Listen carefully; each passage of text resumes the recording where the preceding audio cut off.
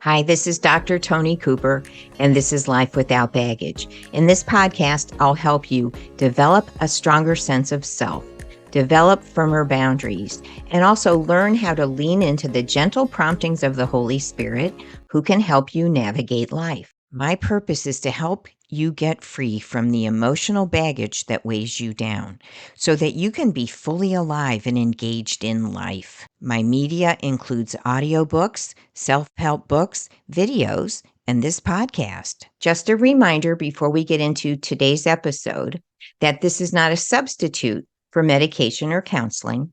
If you're having thoughts of harming yourself or another person, or if this material triggers you, please contact your doctor or a mental health specialist to help you with your concerns. Now, here's today's episode. I've been a guest recently on the podcast Farewell, Mr. Nice Guy, where we talked about dating relationships, communication, and how to say no politely and navigate relationships. So here's today's episode. Welcome, Farewell fans, and welcome to another episode. And this is a topic that y'all have heard me talk about on more than one occasion. And the reason why I talk about it is because I believe that there are a lot of people out there that have trouble with boundaries, not only in relationships, but boundaries in friendships, boundaries in family, because we are afraid, or not afraid, but sometimes we consider other people's feelings and we don't consider our own when it comes to setting strict boundaries to tell people that, hey, I'm not comfortable with that. That's not something that I want to do.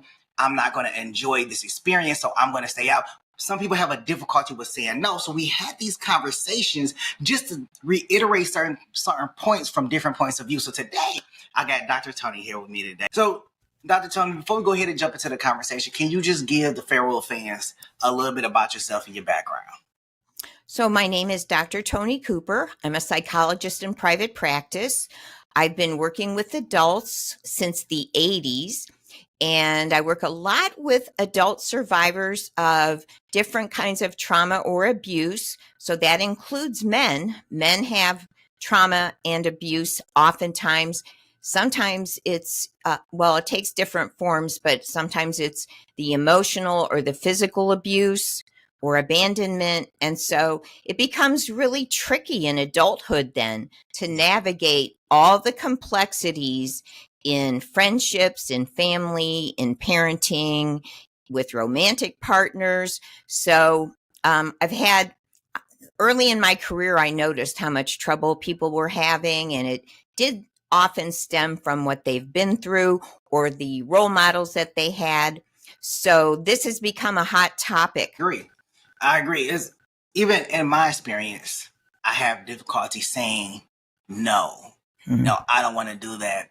And I can recall one situation where I was dating a young lady, and she told me I was going to an event, and it was some family members, and it was like a little kids party. My kid wasn't with me, her kid wasn't with her, and I said, "Hey, do you want to go with me?" Just had that companionship there, somebody to talk to and everything. And she told me no. And I was like, and at the time I didn't understand why she was telling me. I'm like, I'm asking you to come with me, just come hang with me at this event. And in retort, I said, well, if you're going to tell me no to this event, that means that I can say no to future events and there won't be any animosity. And that sparked a whole kind of argument at that point in time. Like, well, what do you mean by that? Well, if you're able to set a boundary to say no to particular events that I'm asking you to go to, then I also have the right to say no to certain events that you're going to have, because in some cases I don't want to go, but I'm only going because you asked me to go, because I believe that you want my companionship there. So I'm going to go with you. And, not to make a fuss out of it, to say I don't want to go or anything, but I'm not going to have that boundary where I'm not going to say no. And that's kind of where I feel like boundaries have those gray areas between what are you doing for your partner and what are you doing for yourself. That's the truth. So how did she react did you think that or say it? And how did she react? I said it. How did she react? She didn't like it. She got mad? she got mad because she's like, well, I don't have my kid with me. It's a kid party. I don't see why I should have to go. And I'm like, well, I'm asking you, do you want to go so I can have companionship there, so I can have somebody to talk to, but you want to stay home. Perfectly understandable.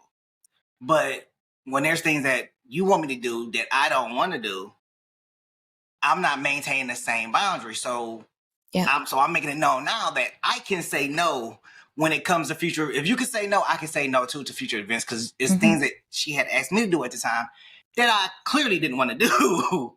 But I did it because you asked me to be there, so I was there. Can I ask you some more personal questions about that? Yeah. Okay. All right, you're putting me to work here. So, so how long had you been seeing that person? We were dating at that time. We were inching up to about a year. Oh, that's a long time. A year's a long time? Yes, it is.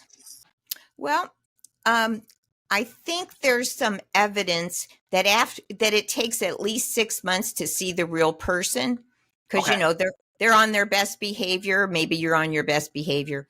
So after about 6 months, you have a better idea, unless you have a long distance relationship, of how they're really going to treat you, how eager they are to do those extra things for you that maybe you've been doing for them. So I think I would be careful about, can I give you a little bit of feedback? Okay. That's what I'm giving real world experience. So, all right. Think different. All right. So this is very subtle. So I would absolutely make that mental note that you recognize, like, hey, I've been doing extra things for you. I would make that mental note.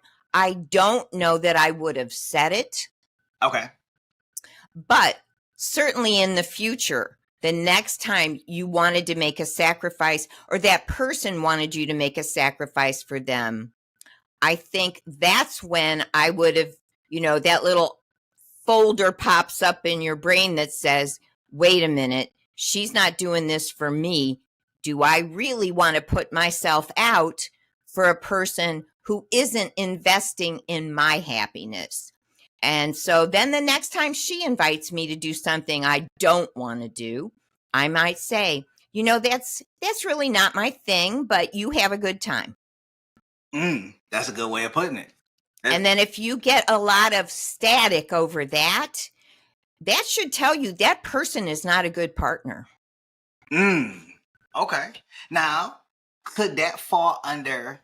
Now, and I'll be honest, Farewell fans, y'all already know that I had went to see a therapist at one point in time for a relationship. So would you say that will fall under growing pains, because both of y'all are starting to understand and set the boundaries and muddle through that gray area? I would call it boundaries. And I would also call it self-care, because the ideal would be early in the relationship, way before you get to that 6 months or the 3 months. I would say early on, if there's something you really don't want to do, I might say, that's not my thing, but I hope you have a good time. And then if you get crap from that person right up front, that might be my sign. Hey, I need to ease on back and maybe explore some other options. So actually early on, you want to be honest and kind about, right. Or you could say, that's not my thing, but I want to be with you, so I'm going to go. So they know this is a sacrifice, but you like this person and you want to build the relationship. So you're being authentic in a positive way. Okay. I like that. And to be quite honest, with you and the Farewell fan, I could be a little direct. Okay. And I get a little bit outside myself, and I'm like, hold on, wait a minute. And it comes out faster than I could think. Because my mom was like, no, they didn't. And the other side is like, it's starting to talk. And then by that time it's like, oh, it's already too late. So speaking about boundaries, what first led you to focus on boundaries and relationships as a core part of your work? I know you said that you started seeing a lot of people have an issue with boundaries earlier on in your career. But what was the catalyst for, like, okay, now let me just go ahead and focus on this primarily? It just sort of happened. I don't know that it was even a decision. It's just like over and over, I had to help people think about, why are you letting this go on? You know, you don't have to do this. You can say, I really don't want to do this. You can say, I'm sorry, I'm not going to be available. But I started to have to help people with that over and over, because so many people have trouble saying, no, thank you. Yes. That isn't going to work for me. They just feel obligated. And then over time, people become resentful, or they feel trapped. And Yeah. so it just came up so often that I became more knowledgeable and more like, what's the best way to do this that's the least wear and tear, that maybe can bypass arguments and conflict? Maybe. And I agree, and I like that, because some things that are doors of opportunity open, and we're not even understanding that we're walking through that door of opportunity that's going to lead to a specialized career or a specialized opportunity. And then before you know it, you're like, dang, this is kind of like where I'm at. You start doing the research, you start doing studying, and then you start to get a lot more clientele, and then it becomes to this big thing of just conversation. In your experience, what can you say is some of the common boundaries that people have a hard time setting up? Is it with family, friends, relationships? Like, which one is the more difficult? I won't say hard, it's the more difficult. Probably romantic relationships is the most difficult, but they can all be difficult depending on your style. Okay. So if you're more of a go with the flow person, you're way more likely to get taken advantage of, because you give, you give, you give. And by the time you feel like on empty, you've already trained that other person. I'll just do whatever you want. The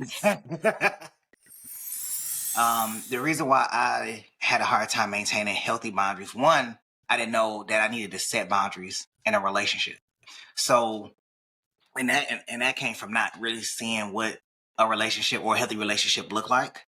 So I didn't know what boundaries I needed to set. So I kind of just went along with everything. I didn't have a go with the flow personality, but I was just always susceptible to, I just want a positive relationship. I just want a good relationship.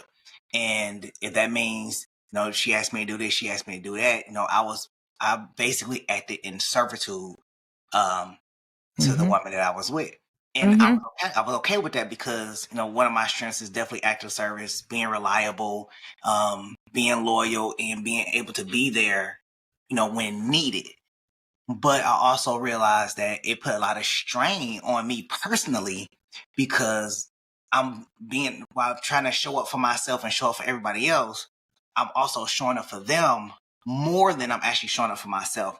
And it kind of put me in negative emotional states, negative mental states. It made me feel like I was being used at some point in time, like the person didn't care or understand that, maybe that I couldn't do. And I just wanted them to recognize, like, I kind of wanted them to read my mind and recognize my body language, that no, I don't want to do this, because I don't want to, like, I'm not in the right mental space to do it, or I've already had a long enough day. Now you want me to come around and do something else, and you're not recognizing that I'm telling you that I'm strained, but you're adding more strain to the situation without realizing and recognizing it.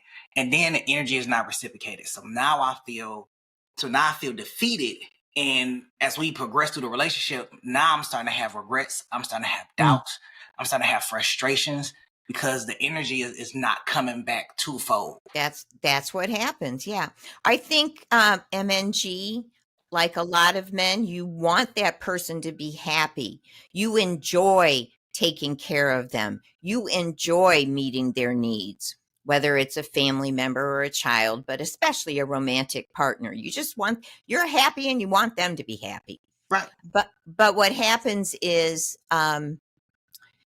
if you are too willing to do too much, especially early on, you are setting that dynamic of, I'm here to take care of you and to please you, and your job is to tell me what to do. Yeah. And that doesn't work, does it? Not It for does very long. it does not.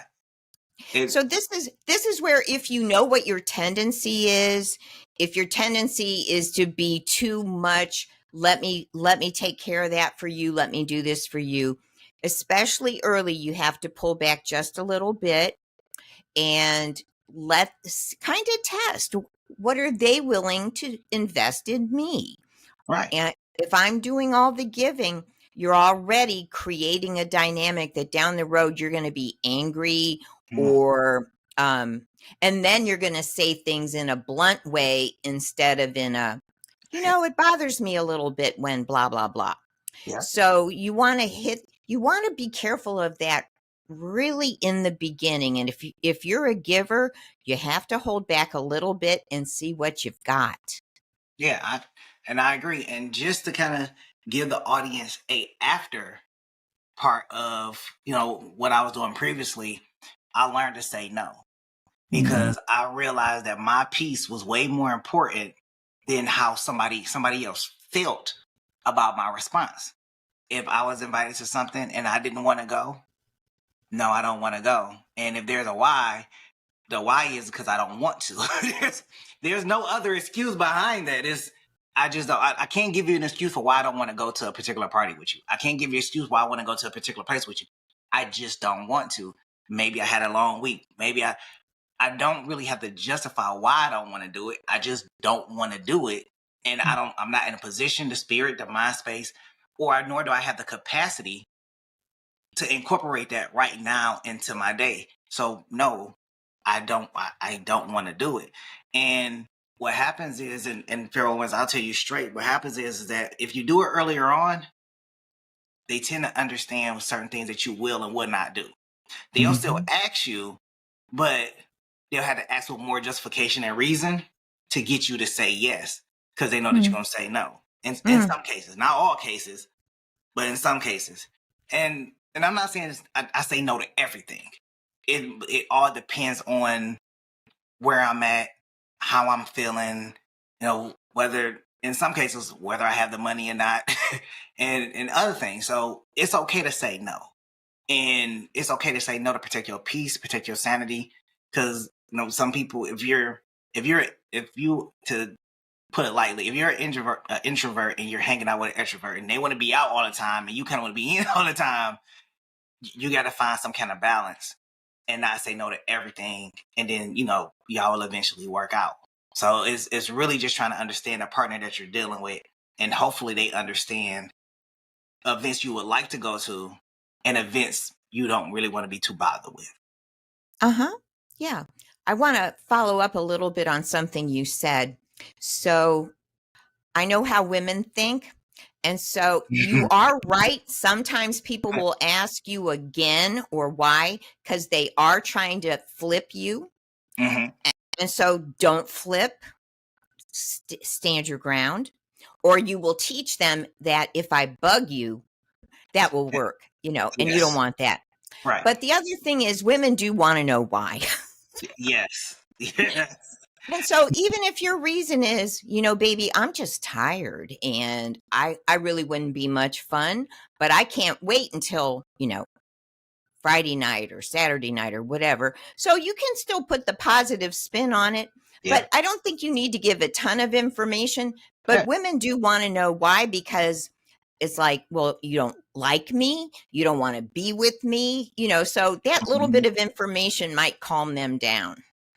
And I agree. And I'm and again, in my situation, and for me, will I give justification? Yes. In some cases I will give justification, and it all depends on, because like you said, if I'm tired, yeah, I had a long week, I'm tired, I just kind of just want to relax this weekend. Is that okay? Or if you want to go out, you can go out. I'll pick you up. I'll compromise. There's compromise there. Let me tell the full story. There's compromise. You want to go out? I'll drop you off. I'll pick you up because I'll still be up. I'll compromise that. But if you want me to go with you and I'm just not in the mood to go, then let's find a compromise. Let's find a middle ground So then you can have what you have, and I can have what I have, and nobody is missing out on anything. And then you can tell me all about what happened at the event, because some women just will love to talk. Oh yeah. So, oh yeah. So you can tell me everything that happened. Oh, you missed this and you missed that, and this was about to happen, and you can tell me in all the animated fashion you want. I'm completely fine with that. But sometimes I just don't feel like I need to be everywhere. Yeah, that's perfect. That is perfect. Yeah. So now let me ask you this. Now, what are some signs that someone might need firmer boundaries that don't even realize it yet? Well, if you are feeling like you're being taken advantage of, if you're starting to feel resentful, if you're popping off on little things that don't have to be a thing, then you probably need to take a look at your boundaries. So what is a situation where, and I know this is different for everybody, what is a situation where somebody needs to have firmer boundaries in a situation? If we were talking about a relationship, what would be a situation where somebody would need to have like a firmer boundary? So like you said, a lot of times the other person wants you to do something that you don't want to do.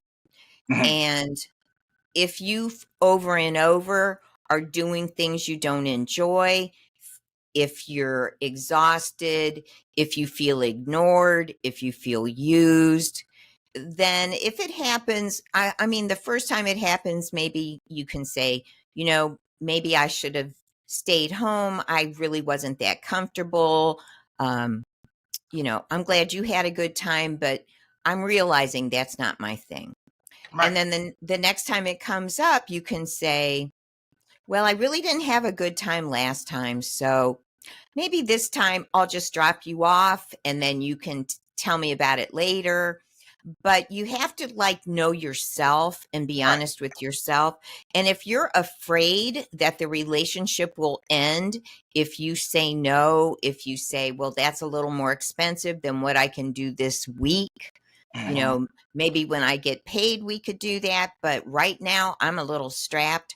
If you're afraid to say that because that person will lose interest or they'll give you the silent treatment, then that's not a good partner, because both people should be able to be real in a respectful way without anybody getting punished.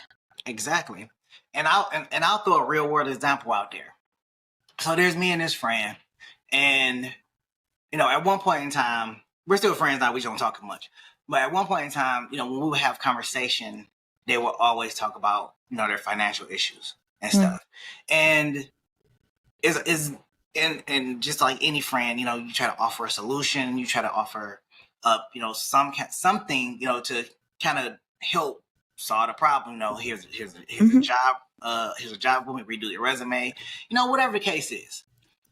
And I had to institute a boundary on that relationship because you get tired of hearing the same conversation with no resolution, and if you care about your friends, you care about your family and you want to see them do great things, it becomes difficult to kind of see them kind of keep going down the same path over and over and over again.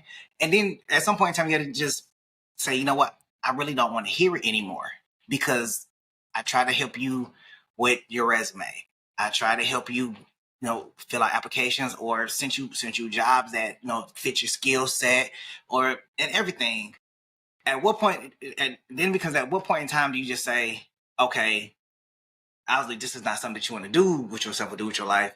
Then you just gonna be like, you know what? Here's the boundary of, I just don't want to hear it anymore. So you can institute boundaries and people won't respect those boundaries because they're going to keep on, as you said, nagging to get you to flip and keep persisting. And it doesn't have to be in a relationship. It could be your friends. It can be your family. If it's something that you don't want to talk about, or if it's something that you no longer want to hear or discuss, you can set that boundary and say, listen, you talk about that all the time and time again. I don't want to hear it anymore.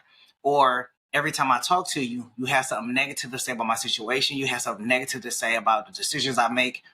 Let's talk about something else. We can no longer talk about those conversations Oh, that's one of the purposes of boundaries. You're right. That we have to protect our peace. If we're unraveling, if we're ticked off all the time, if we just don't even want to deal anymore because we're so frustrated, Yeah. then that means there's something that needs attention in our boundaries. So, if you're frustrated, sometimes you don't even need to say much. You're pretty direct, and that's fine. I might encourage people to use just a tiny bit softer approach in how they say it. So like sometimes what I might say is, well, you already know what I think about that. So maybe we should talk about something else. Right.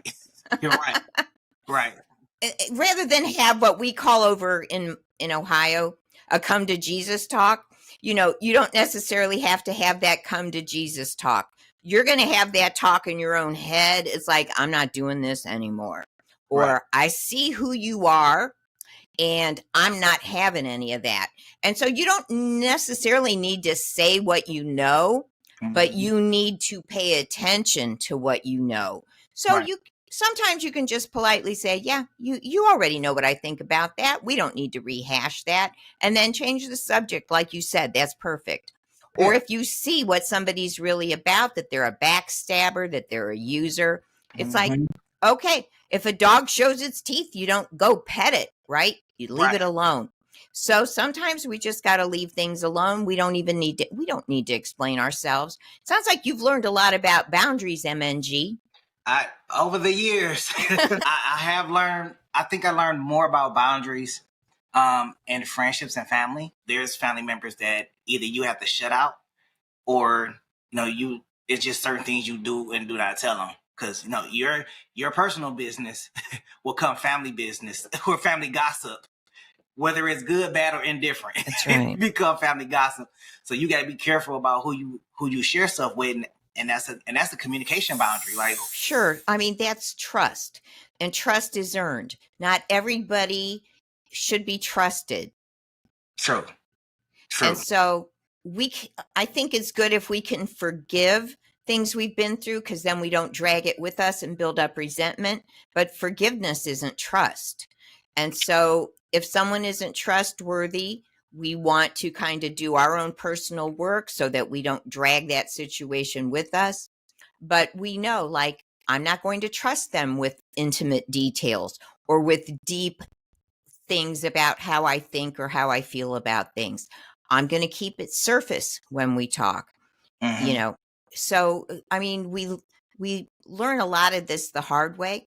But if it's a newer person in your circle, then you want to ease in. You don't want to jump into anything. Jump into a business partnership, jump into a friendship, jump into a romantic relationship. You want to ease in, and you want to see how much are they concerned about how this is working for me. Do they talk trash about other people? You're next. True. So just these things that we want to pay attention to, because trust is built over time. And if you can't trust the person, then you should have pretty thick boundaries. Agree. Gently setting boundaries. What does that actually look like or sound like in a difficult conversation? So if you have to address what they're saying, maybe you know about the tool of I sentences. So you kind of stick with, if you start with I, it's less confrontational. So I don't really like to talk about politics, or I don't really like to talk about religion in social settings, or I have an opinion on that, but I'd rather not get into it. So you just gently make that I statement, and then if they want to keep pushing, you don't need to go where they're trying to drag you. You just kind of leave it where it is. And if that person does not respect what you're saying, if they don't respect the boundary you've set, then this person just wants a fight, and you want to, again, that's your sign. You need to back up a little bit from this person, because some people love to argue, or they just want to get under your skin. Yeah. And I like what you keep saying about protecting your peace. It's our job to protect our peace. No Yeah. one's going to do it for us. Yes. And so that might mean if I have to go to a family gathering and this person loves to like needle me about politics, I'm not going to sit by them. Right. I'll say hello and I will keep moving. There you go. Now, so let me ask you this. How do you help people move from being stuck in old habits to creating healthier, more balanced relationships? I help people understand more about what their like, you could call it their default mode is. How do they generally approach other people? Are you very quick to give, very quick to be available? Are you a person who wants to kind of take over and solve everything? Mm-hmm. Are you a person that just goes with the flow until you're like drowning? So if you know what your tendency is, because every tendency has its good points Yep. and its drawbacks. So Right. first you have to know what your tendency is. Then you want to think about, where is this not working for me? Maybe it works great at work, but not in my personal life. Maybe it works great with my kids, but not my partner. And so you want to then hone in, where is it not working? And Mm-hmm. then where do you need to make some adjustments? So we've talked about different ways you make adjustments. You can back up from how much involvement you have with the person. If they're showing you that they're not that interested in what works for you, they're interested in what works for them. So that's information we need to pay attention to. You can use those I sentences if it's a good relationship, but there's just certain things that don't work. Like, yeah, I'm sorry, I don't think that's going to work for me. You know, I'd love to pick you up after your family party, or I'll come in at the end and meet your parents or whatever, but I'm not ready for the whole thing. So we just like navigate. And then if we need to step back, then that can be disappointing. But I kind of use the example with people of like a vending machine. Relationships in some ways are like a vending machine. Right. If there's a vending machine and you put in your money and you get what you want, you get that Diet Coke, or you get that bag of chips, or you get that sandwich. That's a good vending machine and it's fun to invest in. Everybody, it wins for everybody. Right. But if you keep going to a vending machine and every time you put your money in, nothing comes out, or you press the button for the chips and they're all broken. Yeah. Or you press the button for the cookie and there's like hair in it. It's like, how many times are you going to keep investing in that vending machine? That's You true. should know that vending machine does not work. And so sometimes relationships are like that. If it's not working and you've been trying and trying and trying and trying, you've tried crying, you've tried begging, you've tried reasoning. Sometimes it's just not going to change. And we have to accept that maybe it's never going to be what I hoped. But you learn a lot about how people respond. So if you're trying to be polite and respectful, you're using those I sentences, and they still want to have a confrontation. That tells you a lot about what this person is about and what is really possible. Right. I mean, we see it the most like when you're trying to parent a teenager. You know, it's almost like no matter how nice you are, you're going to get a fight with certain types of teenagers. And so you just stay logical, stay matter of fact. You know, it's like, well, we have a curfew and I would like you to stick to the curfew, and there will be a consequence next time, but I want to give you the heads up. You know, it's like, I know things can go wrong, but this is the curfew and there are rules and there are consequences when anybody doesn't follow the rules. And then you hope for the best. And then you have to be prepared to back up what you said. It's like, okay, well, we talked about the curfew and I did give you like a freebie, but now I'm not going to be able to give you the keys for a week because this is what the curfew is and this is what happened. And I think this is an essential question right here. what role does guilt or fear play into boundary setting? And how can someone push through that resistance? Boy, that is a great question because that comes up a lot. So let's start with the guilt, because guilt is a big one. Yeah. If you were raised that you're being selfish, if you say no, you're being selfish, if you don't put everybody ahead of you, then you're going to feel guilty about saying no, about not going along with things. And so it helps if you can realize, where did I learn to feel guilty about this? What is the big deal? And it almost always goes back to how people were parented, whether it was on purpose or not, or, certain institutions really push the guilt, extra heapings of guilt. And our faith in God should not promote chronic guilt. It should promote like peace and joy and positivity. So sometimes there's this, what I call irrational guilt or religious guilt, that's not based on, I didn't do anything wrong. I just said I didn't want to go. It's not a moral issue. So we want to kind of get underneath, where did I learn this guilt? And does it make sense? And if it doesn't make sense, then you want to try to coach yourself. And you might have to start saying, it's okay for me to say no. It's okay for me to let somebody else figure it out. Yeah. It's okay to take care of myself. And so you have to coach yourself mentally if your default mode is guilt. I can understand that. Because if you feel guilty about setting a boundary, you're never going to set the boundary. And you're always going to, based on the statement made earlier, people are going to run you over because you don't have a boundary, or they're going to bully you into decisions.